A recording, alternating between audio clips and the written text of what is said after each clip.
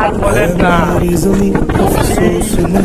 কাক ডাকা ভোর থেকে শুরু করে আজ বেলা বেজে গেল 10:30টা। কাজকর্ম, সকালে ব্রেকফাস্ট কিছুই হয়নি। বাজে তো 12:30। 12:30 কিছুই হয়নি, তবুও ছুটে চলা। কিসের জন্য জানেন? জীবনটাকে একটু উপভোগ করার জন্য, ব্যতীত অন্য কিছু করার জন্য নয়। তো আপনারা অবশ্যই ফ্র্যাঙ্কি ব্রাদার্সের সাথে থাকুন।